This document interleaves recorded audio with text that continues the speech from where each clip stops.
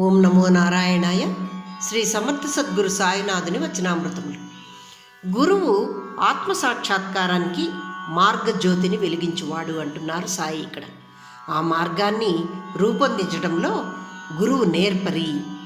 ఒక్కసారి శిష్యుని దృఢంగా పట్టుకున్న తర్వాత ఆ శిష్యుడు ఆత్మసాక్షాత్కారం లేక స్వీయ సాక్షాత్కారం సాధించే వరకు ఆ శిష్యుని గురువు వదిలిపెట్టడు. తల్లిదండ్రులు మనకు జన్మ మరణాల చర్మాంకంతో మధ్య జీవితాన్ని ఇస్తారు. గురువు ఆత్మసాక్షాత్కారాన్ని సాధింపజేసి చివరి గతిని ఇస్తాడు అంటున్నారు ఇక్కడ బాబా. 114వ సూత్రము. గురువు యొక్క ఉనికి మనల్ని గ్రహాల ద్వారా లభించు కర్మలను తొలగింపజేస్తుంది. ఎల్లప్పుడూ గురువు యొక్క సాంగత్యము మన గత జన్మ కర్మలను కూడా పూర్తిగా తటస్థీకరిస్తుంది. మనం ఎల్లవేళలా గురువును స్మృతి యందు ఉంచుకొనుటచే గురువు యొక్క ఉనికి మనతోనే ఉంటుంది. అందువల్ల స్మరణయే ముక్తికి మార్గము, అంటే గురు స్మరణే ముక్తికి మార్గము అంటున్నారు బాబా ఇక్కడ.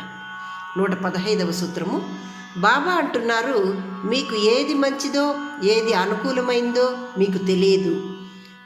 చాలాసార్లు మీరు మీకు అక్కర్లేని వాటిని అడుగుతూ ఉంటారు. జీవితం ఏదైతే మీకు ఇవ్వలేదో అది మీ క్షేమం కోసమే ఇవ్వలేదని తెలుసుకోండి.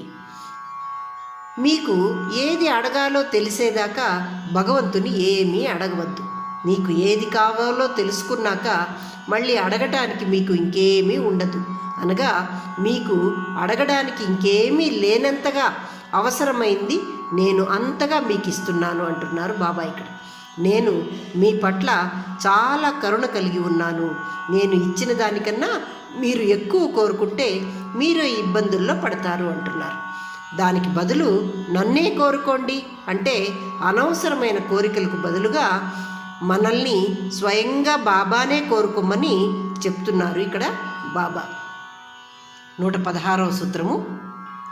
నిశ్చయంగా నేను అనంతుడను అంటున్నారు బాబా. నేను అనంతుడను మరియు గుణాతీతుడను. భక్తుల యొక్క హృదయపూర్వక కోరిక మేరకు నేను గుణాలను కలిగి అవతరిస్తూ ఉన్నాను.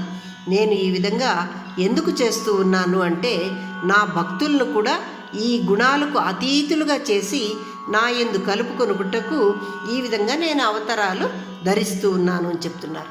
ఇక్కడ గుణాలు అంటే సత్వ రజో తమో గుణాలు. ఇవి కలిగి ఉండుటచే మనం మాయామోహిత ప్రపంచంలో కొట్టుమిట్టాడుతూ ఉన్నాం. అందుకే భగవంతుడు తన భక్తులను యోగులుగా మార్చుట కోసమే, అనగా వారిని గుణాతీతులుగా చేసి యోగులుగా మార్చి తన యందు చేర్చుకొనుట కోసమే అవతారాలు దాల్చి దిగి వస్తున్నాడు అని ఇక్కడ బాబా చెప్తున్నారు. ఓం నమో నారాయణాయ.